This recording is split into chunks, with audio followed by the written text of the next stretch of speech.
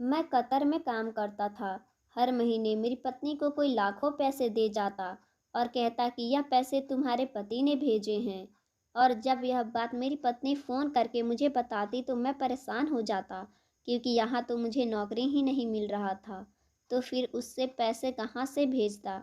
एक दिन उस आदमी ने मेरी पत्नी को 50 लाख रुपए दिए, जिससे मेरी पत्नी ने एक मकान खरीदा और वीडियो कॉल पर उस मकान को मुझे दिखाई।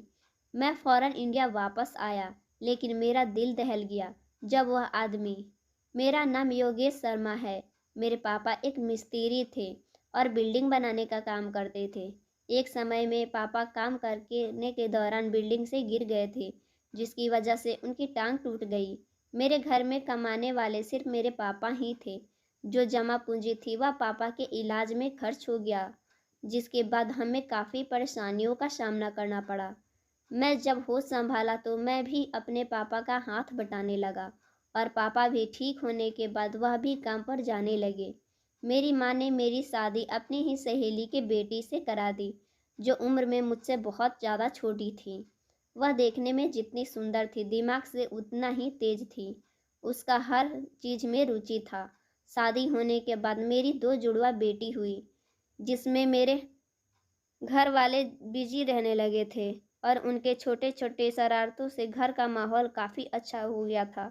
लेकिन अचानक हमारी ज़िंदगी ही बदल गई। मेरे पापा को एक बिल्डिंग बनाने का काम मिला था, जिसमें उनकी एक गलती ने हमें जिल्लत और बदनामी भरी ज़िंदगी दे दी, जिसके बाद हमारा पूरा घर बिखर गया। लगभग 1 महीने से पापा ने उस घर का ढाँचा तैयार कर लिया था। उस घर के दूसरे पोर्शन की तरह भी खुलता था और उस बने हुए पोर्शन में मकान मालिक रहता था और दूसरा पोर्शन अपने बेटे के लिए बनवा रहा था, क्योंकि उसे अपने बेटे की शादी करनी थी। साथ ही साथ वह अपनी बेटी की भी शादी कर रहा था। काफ़ी अमीर परिवार था। पापा को उम्मीद थी कि इस काम से अच्छे पैसे बन जाएंगे। वह रोज़ आकर मम्मी से कहते थे कि इस काम से अगर पैसे बच गए तो मैं अपनी पोतियों के नाम पर बैंक में डलवा दूंगा, ताकि उनके फ्यूचर में काम आएगा। पापा अक्सर देर तक अकेले काम करते थे। एक रोज़ पापा अपने साथ के बाकी मजदूरों के साथ काम पर रहे थे कि घर का मालिक आया और उनसे कहने लगा, वह सब घर वाले बहुत इमरजेंसी में कहीं जा रहे हैं और उनके वापसी का कोई पता नहीं है। पापा ने घर के मालिक से कहा, आप लोग अपना घर बंद करके चले जाओ, मैं अपना काम पूरा करके ही वापस जाऊंगा। घर के मालिक ने सर हिला दिया और वह लोग अपना घर बंद करके चले गए। काम खत्म होने पर पापा गेट को ताला लगाकर लौट गए। उस रात पापा बहुत खुश थे कि जल्द ही काम खत्म हो गया और उन्हें पैसे भी मिल जाएंगे। इधर तीसरी बच्ची आने वाली थी। रात को सब खाना खाने के बाद सोने चले गए और अगली सुबह जब नींद खुली तो किसी ने दरवाज़ा खटखटाया। जब मैं दरवाज़ा खोला तो मेरे होश उड़ गए, क्योंकि सामने पुलिस खड़ी थी। पापा के बारे में पूछताछ की और पापा ने थाने में ले जाने की बात कहने लगे। मैं घबरा गया सब और घबराते हुए शब्दों में उनसे वजह पूछा, तो जो पुलिस ने बताया मैं उस पर हैरान हो गया। हम सब पापा की गलती जानने से पहले ही सदमे में चले गए थे कि अगर पुलिस पापा को किसी इल्ज़ाम में लेने आई है तो पुलिस से छूटना मुश्किल हो जाएगा। पुलिस ने बताया कि पापा जिस घर में काम कर रहे थे वहाँ पर अच्छे खासे पैसे और सोने चोरी हुए हैं। घर और पुराने पोषण के दरवाजे को तोड़कर घर में दाखिल हुआ था और आराम से सारा सामान चोरी हो गया। घर के मालिक ने बताया कि इमरजेंसी में जब वो हम लोग कहीं चले गए तब मजदूर की काम कर रहे थे। पापा कस्में खा रहे थे कि यह सब इल्ज़ाम झूठा है, मैं इस घर के 1 रुपया भी नहीं लिया। पापा आज तक मेहनत मजदूर किए थे, लेकिन कभी गलत काम नहीं किया था। वह तो चोरी करने के बारे में सोच भी नहीं सकते। हम तो कई बार पानी पीकर ही सो जाते थे, क्योंकि घर में खाने के लिए आटा सब्जी नहीं होता था। पापा तब जुर्म नहीं किए तो अभी यह सब गलत काम क्यों करेंगे? क्योंकि हमारे हालात पहले से ठीक हो चुके थे। पुलिस वाले हमारे घर पर छानबीन करने लगे और चोरी का सामान ढूंढने लगे। सोने के नाम पर घर में सिर्फ एक अंगूठी मिली और पैसे न मिलने पर पापा का गिरबान पकड़ के घसीटते हुए गाड़ी में डाला और ले गए। यह दृश्य मेरी जिंदगी का सबसे दर्दनाक दृश्य था, जहां मैं अपने पापा को इज्जत सम्मान से अपने हाथ पकड़ के घर से बाहर ले जाता था, वहीं पुलिस ने पापा को घर में से घसीटते हुए ले गया। हम गरीब लोगों की पुलिस के नज़रों में कोई इज्जत नहीं है। मेरी माँ रो रही थी और मेरी बेटियां सहमी हुई खड़ी थी। मेरी पत्नी अपना भारी शरीर लिए घबराई हुई मेरी माँ को संभालती और कभी अपने बेटियों को संभाल रही थी और समझा रही थी, कोशिश कर रही थी। और मैं घर से निकल गया। मैंने पापा से मिलने की बहुत कोशिश की, मगर मुझे मिलने नहीं दिया गया। बहुत भाग दौड़ के बाद मुझे एक दोस्त मिला। उसका भाई थाने में एक छोटा सा हवलदार था। मैं उन्हीं से मदद ली तो वह पापा के बारे में बताए कि उनके साथ काम करते हुए सारे मजदूरों को थाने ले गए थे। सबने एक ही बयान दिया था कि वह जल्दी ही अपना काम करके वहां से चले गए थे। पूछताछ के दौरान बाकी मजदूरों को रिहा कर दिया गया, लेकिन सारा गुनाह पापा के सर मढ़ दिया गया, जिसकी वजह से उनको सजा हो गई। घर के मालिक ने कहा कि जब तक मेरा सोना पैसा नहीं मिल जाता, उन्हें जेल में ही रखा जाए। मैं उस आदमी को विश्वास दिलाने की कोशिश करने लगा कि मेरे पापा चोरी नहीं किए हैं। मैं उन्हें हाथ जोड़कर विनती कर रहा था, आप पुलिस में से कहकर असली चोर को ढूंढने की कोशिश करें, क्योंकि सारी उम्र वह अपने सोने और पैसे की इंतज़ार में रहेंगे तो तभी भी नहीं मिलेगा, क्योंकि मेरे पापा चोरी नहीं किए हैं। तब उन्होंने बताया कि तुम उन्हें मालिक के पास जाओ और उन्हें बताओ कि तुम्हारे पापा चोरी नहीं किए हैं। जब मैं उसके पास गया तो उसने घर में कोई फंक्शन हो रहा था। कई सारे बड़े बड़े लोग मौजूद थे। मैं उनसे विनती किया और उन्हें बताया कि मेरे पापा चोरी नहीं किए हैं, लेकिन फिर भी उसने मुझे मेरी एक बात नहीं सुनी और निकाल दिया धक्के मार के मुझे, और कहा वह जेवर और पैसे अपने बच्चे के शादी के लिए इकट्ठा किया था, जिसे तुम्हारे पापा ने चुरा लिया है। मैं अपने बेटे और बेटियों की ससुराल वालों को क्या जवाब दूंगा? बिना पैसे और जेवर के शादी नहीं हो सकती। यह बात तो सच है, अमीर हो या गरीब, बिना पैसों के शादी कभी नहीं हो सकती है। मैं मायूस होकर वहां से उठकर अपने घर आया तो देखा कि मेरा घर पर ताला लगा हुआ था। मैं बगल की आंटी से पूछा तो उन्होंने बताया कि तुम्हारी पत्नी की अचानक तबीयत खराब होने पर तुम्हारी माँ उसे अस्पताल लेकर गई थी। मैं भाग कर वहाँ पहुँचा तो मुझे फिर से एक बेटी हुई थी। मेरी माँ मुझे देखकर फूट फूट के रोने लगी और पापा के बारे में पूछने लगी। तब मैंने माँ को तसल्ली देते हुए कहा कि पापा जल्द ही छूट जाएंगे, वह निर्दोष हैं, आप परेशान मत हो। मेरी पत्नी की तबीयत में सुधार आने पर हम लोग घर आ गए। उससे मालिक ने बेइज्जती के बाद भी मैं उसके घर 2-3 बार गया। वह अमीर आदमी मेरी बात सुनने को तैयार नहीं था। वह हमारे यही कहता कि तुम मेरे जेवर और पैसे लौटा दो, मैं तुम्हारे पापा को जेल से छुटवा दूंगा। लेकिन मैं पैसे और जेवर कहाँ से लाता? मेरे पापा तो चोरी ही नहीं किए थे। मुझे दिन अर्जी लगाने पर मुझे पापा से मिलता हुआ तो मेरी सब हिम्मत जवाब देने लगी थी। मैं जब अपनी तीसरी बेटी के बारे में अपने पापा को बताया तो वह बहुत खुश हुए और बोले, तुम अपनी बेटी को मेरे बारे में कुछ मत बताना, कहना कि मैं किसी काम से दूसरे शहर गया हूँ, क्योंकि मैं नहीं चाहता कि वह यह सच सोचे कि उनके दादाजी चोरी किए हैं। मैं पापा को तसल्ली दिया और घर वापस आ गया। 1 साल हो चुके थे। मैं पापा को छुड़वाने के लिए बहुत हाथ पैर चलाया। मैंने लोगों के आगे हाथ जोड़े, उनसे विनती की, भगवान के लिए मेरी सहायता कर दो।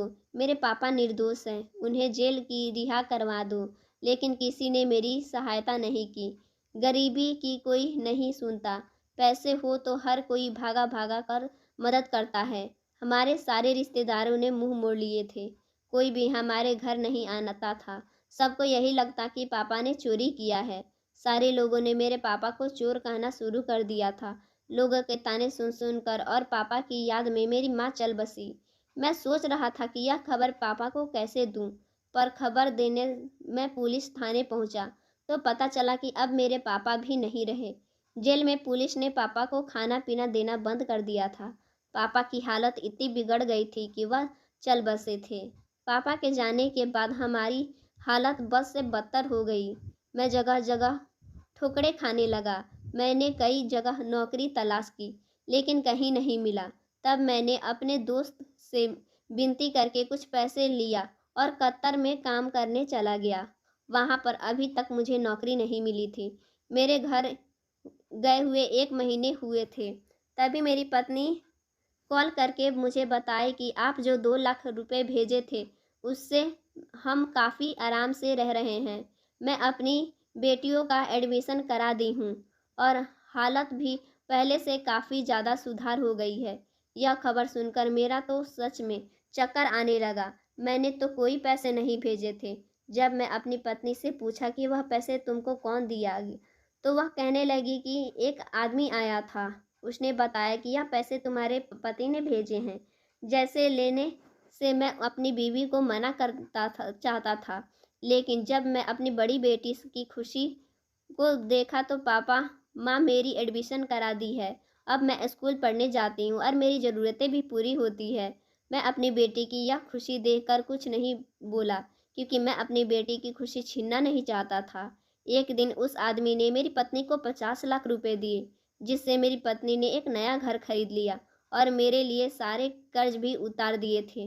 50 लाख नाम सुनकर मैं तुरंत ही कतर से घर चला आया और उस दिन का इंतजार कर रहा था जब वह आदमी आकर मेरी पत्नी को पैसे देता था।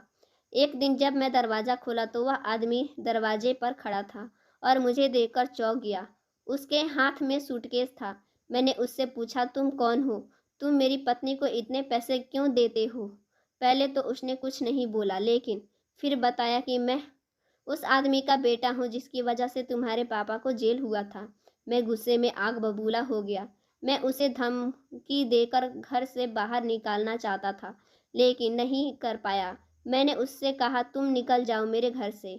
तुम जैसे पत्थर दिल इंसान को मुझे कोई पैसे नहीं चाहिए। लेकिन वह कुछ नहीं बोला और कहा, क्या तुम नहीं जानना चाहते हो कि मैं तुम्हें ये रकम क्यों देता हूँ? उसके सवाल में मुझे एकदम अपना जगह जमा दिया था। मैं उसकी वजह जानना चाहता था। मेरे खामोश होने पर उस लड़के ने मुझे सब बताने लगा कि जब तुम मेरे घर आए थे वक्त मैं वहीं पर था। तुम मेरे बाप के सामने हाथ जोड़कर कह रहे थे कि मेरे पापा चोरी नहीं किए हैं। उन्हें अपनी कोई चीज़ नहीं चुराई है। उन्हें पुलिस से छुड़वा दो। पर मेरे पापा ने तुम्हें धक्के देकर घर से बाहर निकाल दिया था। तुम यहाँ हालत देखकर मैं बहुत परेशान हो गया था।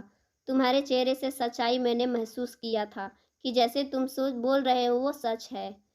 सच टपक रहा था। मैंने वालों की चोरी की पीछे मेरी ही बहन का हाथ था। उसकी किसी लड़के के साथ चक्कर था और वह अपनी शादी से नाखुश थी। माँ बाप के साथ उस रोज घर के जाने हुए खुद अपने आशिक को घर खाली होने का बात बताया तो वह अपने दोस्तों के साथ घर में घुस आया, पैसे और सोना चुरा कर फरार हो गया। दोनों के बीच जो तय हुआ था कि वह दोनों घर से भागकर शादी कर लेंगे, मगर वह लड़का चोरी करने के बाद मेरी बहन को धोखा देकर चला गया और वापस नहीं आया। मेरी बहन की शादी हो गई। तब वह मेरी बहन को ब्लैकमेल करने लगा कि पैसे मांगने लगा और कहने लगा, अगर तुमने मुझे पैसे नहीं दिए तो मैं सारी सच्चाई सबको बता दूंगा। और फिर यह बात मेरी बहन के पति को पता चली। वह फौरन ही मेरी बहन को तलाक देकर घर भेज दिया। मुझे जब सच्चाई पता चली तो मैं भी अपने पापा को समझाने लगा कि उस गरीब मजदूर को जेल से रिहा करवा दे, क्योंकि वह निर्दोष है। मगर मेरा बाप अपनी इज्जत के लिए चुप रहा। तुम्हारे बाप को निर्दोष कहने पर मेरे पापा को अपनी बेटी की राज खोलना पड़ता। ना किसी मजदूर गरीब को सताना या जाता तो उसका हाय आसमान को भी हिला देती है। मेरे बाप को भी सज़ा मिल चुकी थी। मेरे बाप को कैंसर हो गया, पैसे को पानी तक की तरह बहाया गया, लेकिन फिर भी मेरा बाप बच नहीं सका। जब यह जालिम इंसान 1 साल बाद मर गया उसकी मौत के बाद मैं तुम्हारे बाप के पास चला गया था और उनसे सब सच्चाई बताने की पुलिस वालों को भी कहा, तो उन्होंने मना कर दिया और कहा कि तुम्हारे बाप ने मुझे अपनी बहन का राज खोलने से मना कर दिया। तुम्हारे पापा कहने लगे, उन्हें मुझसे कहा था कि ऐसा करने से तुम्हारी बहन की बदनामी होगी। मैं ही नहीं चाहता कि किसी की बहन बेटी की बदनामी हो। तुम अपनी बहन की शादी किसी अच्छे लड़के को देखकर कर देना। तुम मेरी चिंता मत करना, मेरा तो बुढ़ापा है, निकल जाएगा कैसे भी। इस बात के कुछ दिन बाद ही तुम्हारे पापा मर गए, मगर जाते जाते तुम्हारे पापा मुझे कर्जदार बना के गए थे। तुमसे काफ़ी माफ़ी मांगने भी चाहता था मैं। जब मैं तुम्हारे घर आया तो तुम कतर चले गए थे। वह लड़का जिसका नाम समीर था, उसने मुझे कहा कि तुम मेरी कंपनी में जॉब कर सकते हो। अगर तुम मेरा यहाँ काम करोगे तो मुझे खुशी होगी। मैं समीर की बात पर खुश हो गया था। दुनिया में ऐसे लोग कहाँ ही होते हैं जो अपनी गलती मानकर उसे सुधारते हैं। समीर मुझे माफ़ी मांगकर मुझसे सब बात कह के चला गया और मैं सोच रहा था, क्या यह पैसे मेरे बाप की इज्जत और हमारा वह अच्छा समय लौटा सकता है? शायद नहीं, मगर समीर की सोच ने मुझे विश्वास दिला दिया था कि अच्छा बुरा इंसान हर दौर में पाया जाता है, और वह भी एक जालिम बाप के एक नरम दिल बेटा था जिसके पास पैसे भी बहुत थे और अच्छाइयाँ भी बहुत थी। सो फ्रेंड्स, स्टोरी अच्छी लगी हो लाइक कीजिएगा, चैनल को